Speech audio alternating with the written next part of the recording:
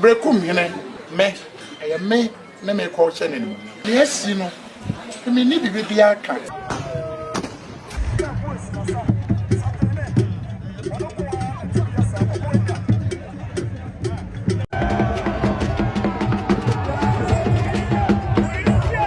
Dormaahene Osagyefo Oseadeeyo Agyeman Badu II akasa ede afa court ensha omode ehye ne se ma onko Berekumhene ayie ase eno papa yi wakasa kire mu se no kura ne nyame anam ne bonzam atiko eyade a ne wura mfida e woni wiase ma ode ba ye de papa yi wakasa woni bere so.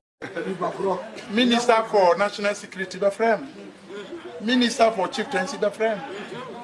Na mu ne ebe kan no yam sire. Ba ne ba mo me Agyeman Badu me nyam opo. Because Berekumhene me manimi. Mu di machi no piama. Aya me na me call channel. Aya me na me call channel mu nyam. Na mom. Yes, you know. Me need be a cat. Na mom. Ade na si no. Nkai. Da bia mekai. Agyeman Badu nti wo. Efia da bi na ho akwede. Akonya ama Berekumfo. Ni condition yes no. Daasebre wo akase. No. Danase. Sanhwe. Sane enwasi agye adam na. Nka na no kwe nka.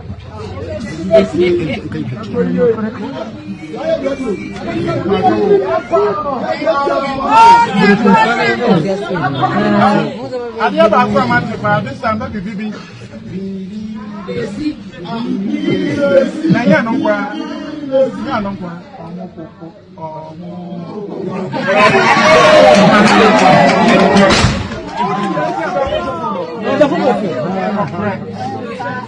Mani ni Juni Jonas. Abrante no by you. And no can. All the truth will defeat lies. Yes.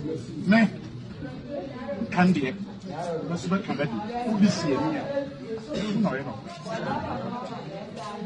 Na ene papa ne kasa na edi kan kohwe bi eba ye no papa na ni abre papa na ni nyina no ene sen ena no that 22nd November 2023 ana eye Sunyani High Court no ede ehye eye Oseadeeyo Agyeman Badu II ono eye Dormaahene eso se monko eye Berekumhene ayi ase na fiti na no dwoada na bepem ne de okọ Berekum ene ne mpotem a gyawadwo amafo ni abre ye yiye dindindin ya nyasem ketwa na eye ne ho hyehye no mpanimfo ne atituru a ne bepim wa yi ase ne ama obia days anytime we cheso ode ba yi na se eba ba chia no wi a osan ekọ na Dormaahene Oseadeeyo Agyeman Badu II ne de eye 22nd November 2023 eno ana na ankecheso ode ko piem wo no nso amane ne amamre kwanso no ono nso ekokoye no nso ede ne ono nso ekojam eye ne nua ohene echi kura na Dormaahene so ono sa 22nd November ne de ope eye 23rd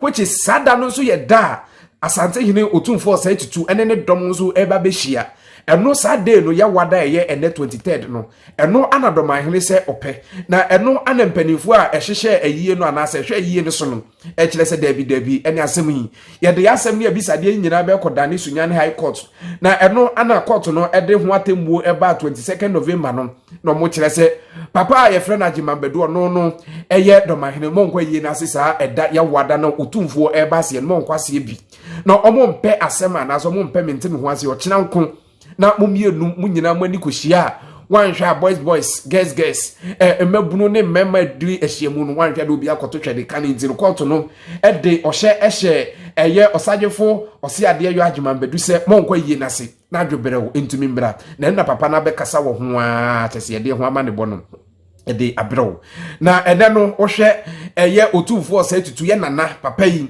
ene ofiri manhia hwerebe na ode nani ekire Berekumhene mu a ohwe mpanimfo a ejentere haji twiri di Asantehene nyina akota papa yachi edomani onyam so ekota papa ye friend Daasebre Dr. Amankona Diawuo ono no ebire bi etwem na ono ye Paramount Chief edema eye Bono region no papa yi unyane ba bi ko ene ana Otumfuo Osei Tutu nso etutu ne ntoma kama pa no nso de nani onyam ekota ekire a na enya asem ketwa Ebusia yenkotwa yaniso spilele mbra na ba ya to aso before be ko videos ni bi ede abanom make am for Charistic Company Limited.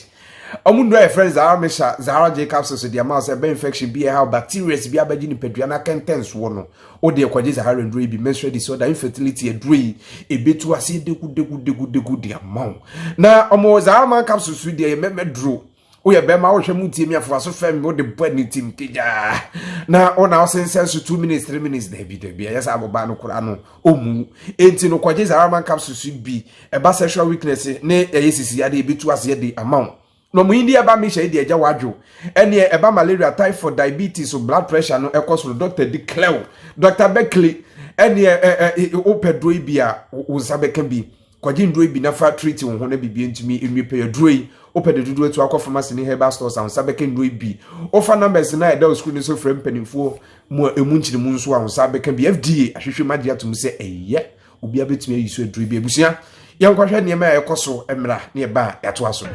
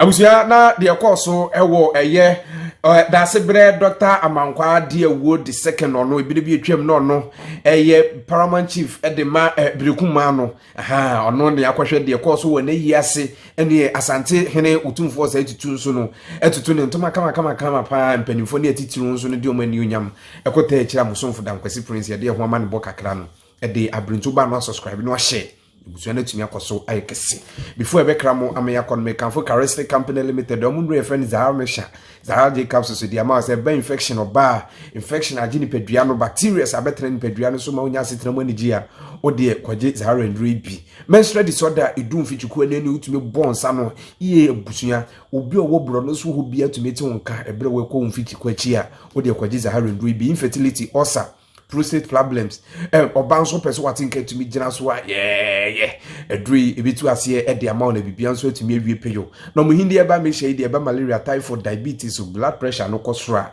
kwaje Zara hindi heba me shey bi na bibia ntumi enkwanim na mo Zara man capsules de memedru wo ye be ma wo hwe me afo aso feme wo de bo anitim keja dia wo de kwaje edri bi na bibia ntumi enwi peyo dru FDA ahwehwe magia to mu se obi abetumi anu dru bi open dudu etu akwa pharmacy ne bas dos and sabeka ndro bi upe mu nchiri mu ni mu nsembise bi afra numbers ne de screen so a on sabeka doctor nkasa na bibia etimi ewie peyo ye fam dan kwesi prince ya me yadoma da sene me be say de ehemu ba no subscribe no share na busu ya etimi akoso ayekese e de amame ya me yadoma be say de ehemu makraw